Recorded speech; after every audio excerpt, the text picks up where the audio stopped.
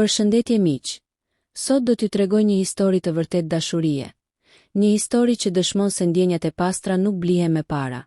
Është historia e Gertës, një vajzë nga Tirana, e cila refuzoi 3 burra të pasur vetëm që të mund të martohej me njeriun që e donte vërtet. Erionin, një djalë i thjesht, por i ndershëm dhe punëtor. Gerta kishte gjithçka që një vajzë mund të dëshironte. Ishte e bukur e arsimuar me një familje të respektuar. Për të gjithë, ajo ishte vajza e ëndrave. Por për prindërit e saj, ajo ishte edhe mundësia për t'u lidhur me një familje të pasur. Ndaj, kur filluan t'i vinin kërkesa për martesë nga burra me pasuri e ndikim, ata menduan se fati i vajzës së tyre ishte vulosur. Por Gerta kishte një sekret që nuk ja kishte treguar askujt. Ajo ishte dashuruar me Erionin, një djalë që punonte si teknik në një servis makinash. Ai nuk kishte as makinë luksoze, as vilë, por kishte diçka që mungonte te të tjerët, zemër.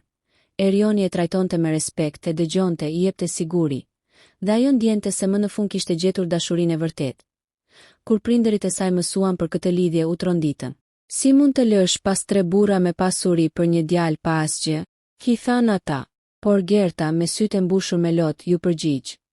Pasuria nuk të blen buzëqeshjen e mëngjesit. Nuk ta fshin lotin kur je trishtuar. Dua një burr që më do, jo që më posedon. Ajo i refuzoi një nga një të gjithë kandidatët që i propozuan, një biznesmen, një inxhinier me firmë ndërtimi, dhe një mjek i njohur, sepse zemra e saj tashmë i përkiste Erionit. Dhe megjithse rruga e tyre nuk ishte e lehtë, Gerta zgjodhi dashurinë përmbi gjithçka. Në sytë e saj nuk kishte më rëndësi statusi apo pasuria, por vetëm njeriu që do t'i qëndronte pranë edhe në ditët më të vështira. Kështu nisi historia e tyre, një histori që shumë e quajtë marrëzi, por që në të vërtetë ishte mrekulli, sepse Gerta provoi se dashuria e vërtet ende ekziston. Vajza që nuk donte pasuri Gerta kishte lindur në një familje të njohur në Tiranë. Babai i saj, Artani, ishte një biznesmen me vite përvojë në ndërtim, ndërsa nëna, Merita, një grua që mbante çdo gjë nën kontroll, nga shtëpia e deri te reputacioni i familjes. Ajo besonte fort se vajza e mirë duhet të martohet mirë, dhe për të martesa e mirë nënkuptonte stabilitet financiar, status dhe mbi të gjitha emër të pastër. Që në adoleshencë Gerta e kishte ndjer këtë peshë mbi shpatulla. Çdo fjalë, çdo veprim, çdo dalje jashtë shtëpisë ishte i kontrolluar, i matur, i komentuar. Shtëpia e tyre ndodhej në një lagje të qetë, me vila e kopshtije të rregulluara, ku fqinjet nuk thoshin mirëmëngjes, pa e parë çfarë makine ngjiste tjetri. Në këtë mjedis, Gerta u rit me idenë se duhej të ishte model, jo vetëm në pamje, por edhe në zgjedhje. Por pas buzëqeshjes së saj të butë dhe sjelljes së qetë, ajo mbante një shpirt që kërkonte diçka tjetër, lirinë për të qenë vetvetja. Në universitet Gerta studioi për arkitekturë. Ishte e zgjuar, krijuese, me një ndjeshmëri artistike që të mahniste. Ajo nuk ndiqte trendet, por krijonte të sajat. Në fakultet djemtë ndiqnin shpesh me sy, por ajo rralli kthente vështrimin. Jo se nuk kishte ndjenja, por sepse e dinte se çdo gjë që bënte mund të kthehej në lajm për familjen e saj. Në fund të çdo dite, kur kthehej në shtëpi, ajo ndjente se 2 botë përplaseshin brenda saj. Bota që donte vetë, plot spontanitet, muzikë, udhëtime e ndjenja të vërteta, dhe bota që prindërit kishin zgjedhur për të, me darka formale, rroba të shtrenjta dhe njohje të përshtatshme. Në moshën 26 vjeçare, Artani dhe Merita filluan ta ndjenin presionin e moshës. Është koha, Gerta, i tha. Një mbrëmje e ëma, teksa rinte përballë saj në kuzhinën luksoze, me filxhanin e kafes përpara. Koha për çfarë, mami? E pyeti ajo, edhe pse e dinte mirë përgjigjen, për të martuar. S'ke pse ta vonosh. Je vajzë e rritur, e bukur, e mençur. Çfarë pret? Gerta buzëqeshi me hidhërim. Ndoshta po pres të dashurohem, tha me zë të ulët. Merita ngriti vetullat. Dashuria vjen më pas, bi. Martesa është vendim, jo përrall. Ajo nati mbeti Gertës në mendje.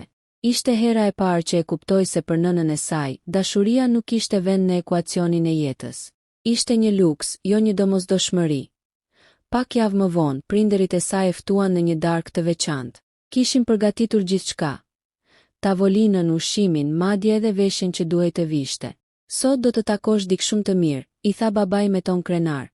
Dikshum të mirë për ta, jo për të. Në darkë u shfaq Klevisi, një djalë rreth të 30-tave, i veshur me kostum marke dhe erë parfumi të fortë. Ishte pronari disa lokaleve në Tiranë dhe kishte gjithçka që një prind do të dëshironte për vajzën e tij. Por gjatë gjithë darkës Gerta ndjeu boshllëk. Ai fliste vetëm për vetveten, për makinat, për udhëtimet, për jetën që meriton një grua si ajo. Do t'ja bëja jetën për rall, I tha ai me një buzëqeshje që duke më shumë si reklam. Por ajo nuk ndjeu asgjë. As dritë, as nxehtësi, as emocion. Vetëm zbrazëti, në fund të mbrëmjes, kur ai kërkoi numrin, ajo e dha nga mirësjellja, por zemra e saj ishte e qartë. Jo, kur ja tha prindërve, ata reaguan si të ishte bërë krim. Si mund të refuzosh një djalë si ai? Bërtiti me Rita. A e di sa vajza do të jepnin gjithçka për një burr të tillë? Ai s'më do, më shes si një trofe, tha Gerta me qetësi. Trofeja je. Dhe është ndër të duan si trofe, I tha Ema me një ironi që I dhembi më shumë se çdo fjalë tjetër. Kështu kaloi muaji I parë I refuzimeve. Pastaj erdhi I dyti quhej Julian inxhinier, pronar kompanie me apartament luksoz dhe makinë të re. Ai ishte ndryshe nga Klevisi.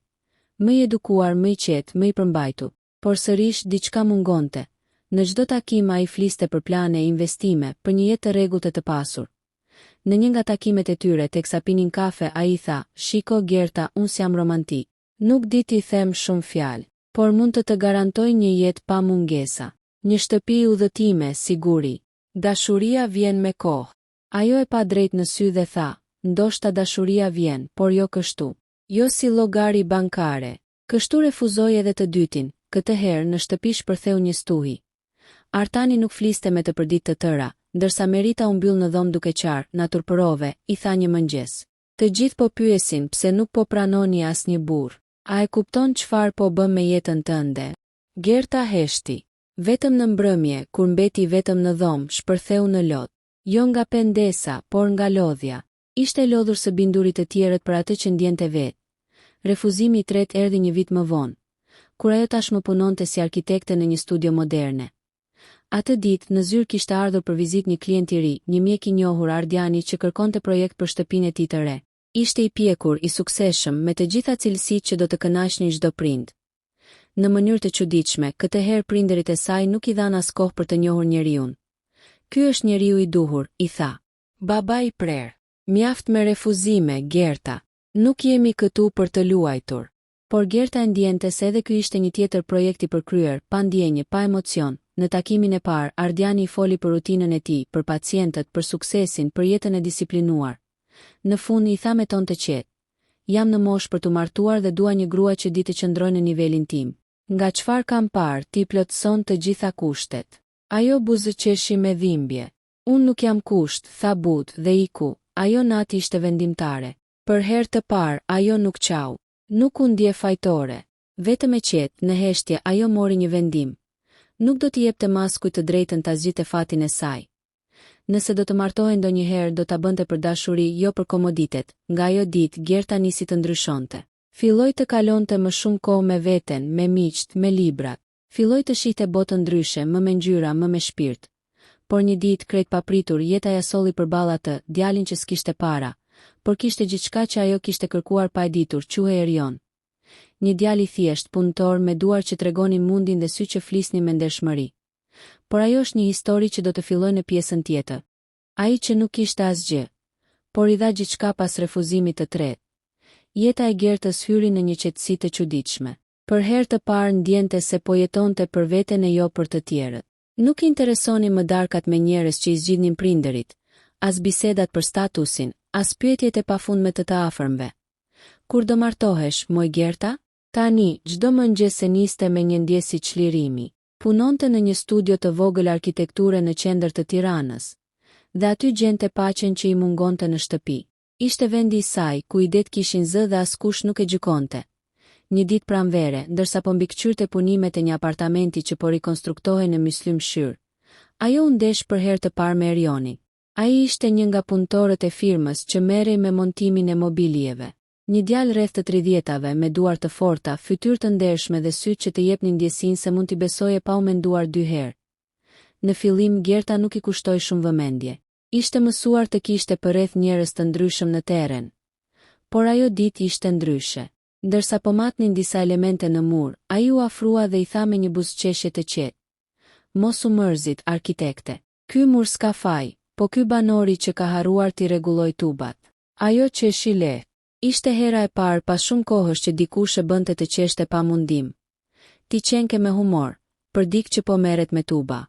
Kur je gjithë ditën me spluhurit, duhet të gjesh mënyra për të mbetur gjallë, ja ktheu ai, pa ndalur punën. Që nga ajo ditë, çdo herë që Gerta shkonte në objekt, Erioni ishte aty, i sjellshëm, i qetë, gjithmonë gati të ndihmonte. Nuk kishte ndonjë gjest flirtues, as fjalë të mëdha, por kishte mirësi. Dhe kjo e bënte të veçantë. Ajo e kuptoi se filloi ta kërkonte me sy pa vetë dije. Një ditë, kur ai nuk ishte në vend, ndjeu një boshllëk të çuditshëm. Më duket se mungon diçka, i tha koleges së saj. E ke fjalën për atë djalin me sy të qeshur? Qeshi tjetra. Të pas ka lënë për shtypje. Gerta e mohoi menjëherë, por në thellësi të shpirtit e dinte. Diçka kishte filluar. Pas disa ditësh, ndërsa po kontrollonte një projekt në kantier, Erioni ju afrua me një filxhan kafeje në dorë. E di që arkitektët jetojnë me kafe, i tha. Por kjo është pa sheqer, se më dukesh tipi që se do të ëmbël. Ajo e mori me një buzëqeshje. E pas ke njohur mirë karakterin tim për kaq pak ditë. Punoj çdo ditë me njerëz që s'janë as gjysma e sjellshme sa ti, ja ktheu.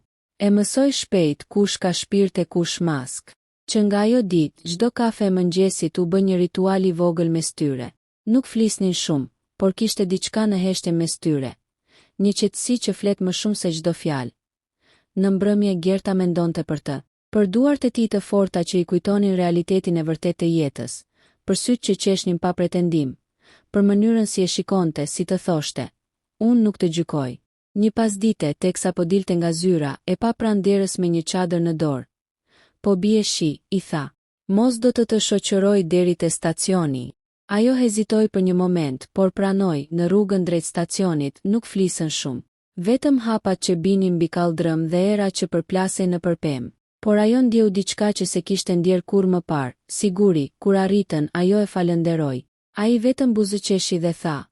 Po pate nevojë ndonjëherë për çadër tjetër, më gjen në të njëjtin vend. Që nga ajo ditë, Gerta e dinte se po fillonte një histori që nuk do të ishte e lehtë. Takimet e tyre u bën më të shpeshta. Jo në për kafene luksoze, por në vende të thjeshta, një park, një shëtitje pranë lanës, një kafe në ndonjë lokal të qetë ku nuk e njihte askush. Erioni fliste pak, por çdo fjalë kishte peshë. Ai tregoi se kishte ardhur nga një familje e varfër në periferi, se kishte lënë shkollën e mesme për të ndihmuar baban në punë, se punonte ditë e natë për të mbajtur nënën dhe motrën e vogël. Nuk kam shumë, i tha një mbrëmje, por kam duar që punojnë dhe zemër që nuk gënjen. Ajo e pa në sy dhe u ndje vogël përpara atij sinqeriteti. Ndoshta kjo është më e vlefshme se gjithçka që kam dëgjuar ndonjëherë, i tha ajo. Dashuria e tyre lindi në heshtje, pa deklarata të bujshme. Një shikim që zgjati pak më shumë, një prekje e dorës pa fjalë, një ndjenjë që u rrit ngadalë, por me rënjë të thella. Por si çdo dashuri e vërtet, ajo nuk kaloi pa pengesa. Një pasdite, Merita e pa të bien duke folur me Dik pranë studios. Kur më vonë e pyeti, Gerta e pranoi se ishte një djalë që e ndihmonte në projektet e punës. Në sytë e Meritës u shfaq shqetësimi i njohur.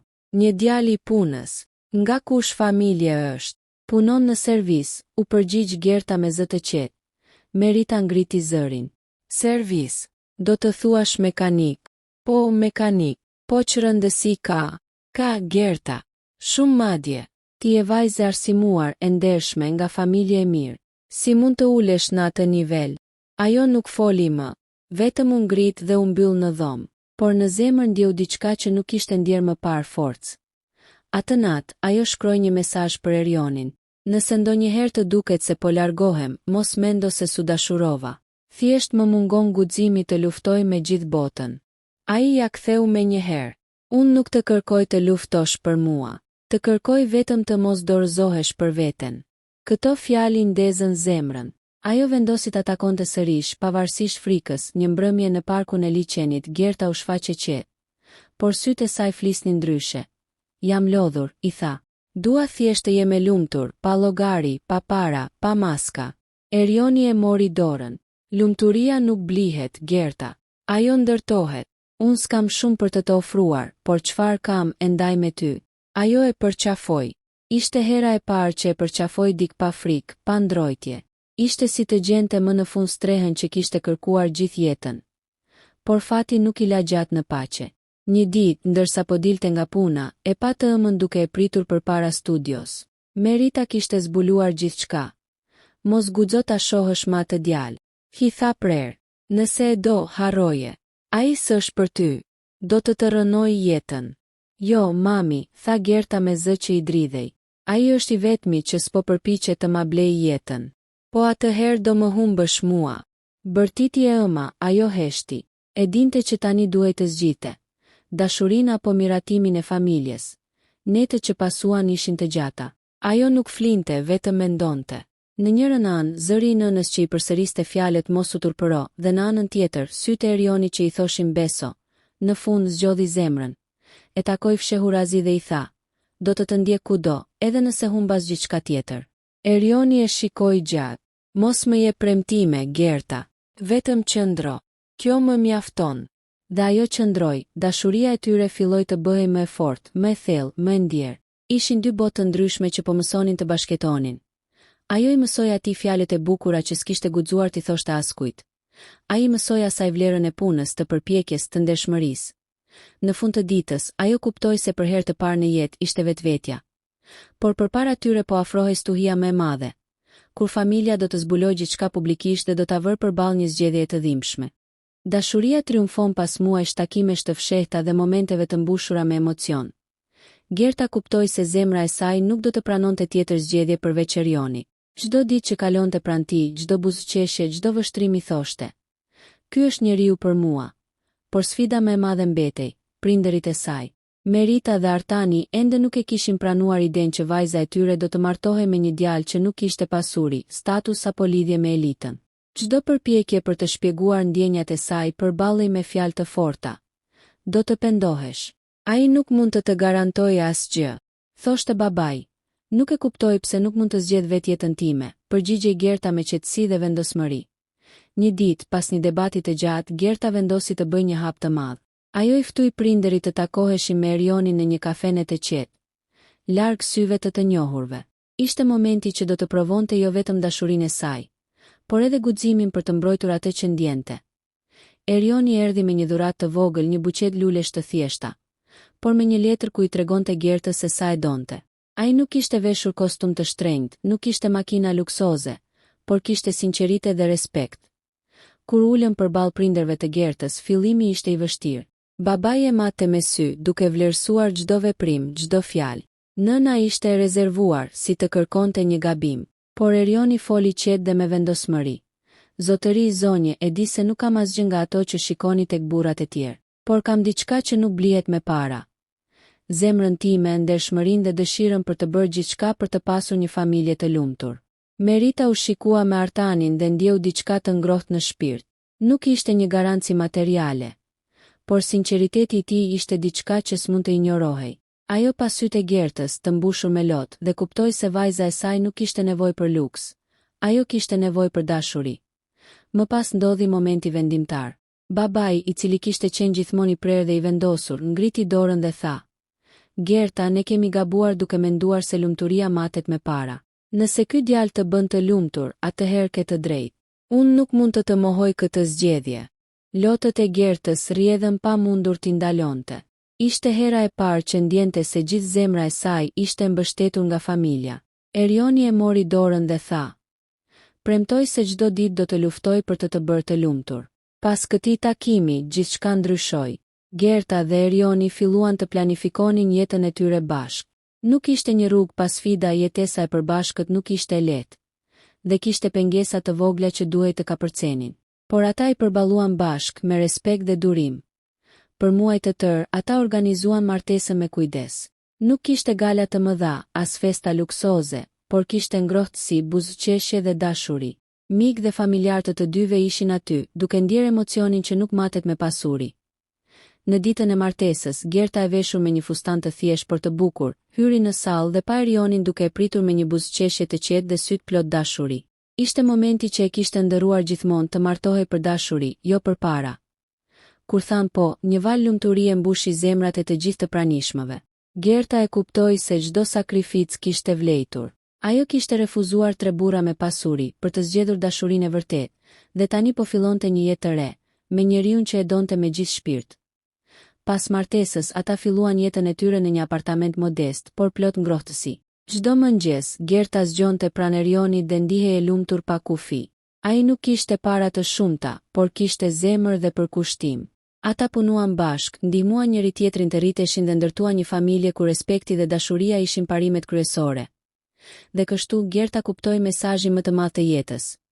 Pasuria nuk të jep lumturi, statusi nuk të garanton dashuri, por kur zgjedh zemrën, kur ndjek ndjenjat e tua të vërteta, çdo gjë tjetër bëhet e mundur. Historia e Gertës dhe Erionit u bë një shembull i vogël, por i fuqishëm për të gjithë. Se dashuria e vërtet triumfon mbi çdo pengesë, dhe se kur zgjedh zemrën, ndonjëherë mrekullit ndodhin. Në fund, kur ulën në parkun pranë liçenit një mbrëmje vere, me dorë në dorë, Gerta buzëqeshi dhe tha: "E dija që ja vlente të prisja." Erioni e pa dhe ju përgjigj: "Unë gjithmonë do të pres për ty, Gerta, sepse dashuria jon nuk ka çmim, dhe tani e di që është e vërtetë." Dhe kështu, historia e vajzës që refuzoi 3 burra për të gjetur dashurinë e vërtetë përfundoi me një fund të lumtur, ku zemra dhe ndershmëria triumfuan mbi gjithçka tjetër.